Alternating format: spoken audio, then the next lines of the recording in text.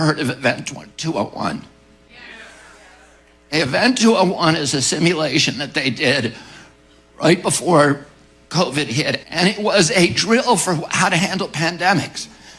But it didn't do the things you would think they would do, like how do we fix the VAERS system to make sure that we get good data? What they talked about was how to turn America into a totalitarian state, how to impose censorship. In my book on Fauci, I've been able to find 22 of those simulations. And they have been practicing this for year and year. It's all sponsored by the CIA, as I demonstrate. Fauci and Bill Gates play key roles in them.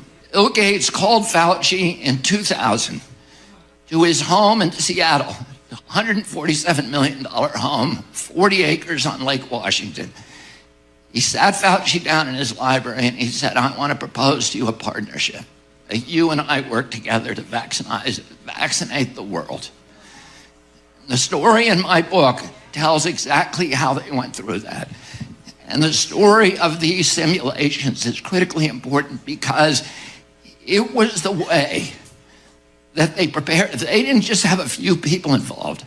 They had hundreds of thousands. Cops these were all top secret. Police officers in every community in this country, healthcare workers, first responders, were all drilled in this. How to censor, how to silence, how to impose tracking and tracing, how to do control. So they all went through these drills again and again, and it was a way of drilling and practicing a coup d'etat against American democracy. All of the techniques they use, I've spent a lot of time studying the CIA because my family was in a 60-year fight with them, and I wrote a book about that battle called American Values.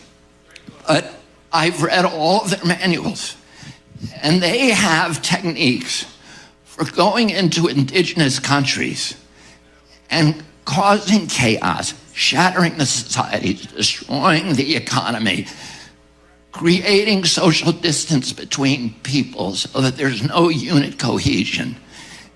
And then when everybody is demoralized and destroyed, coming in with a centralized control and imposing, as they did with all of us, they locked down America in a hostage taking.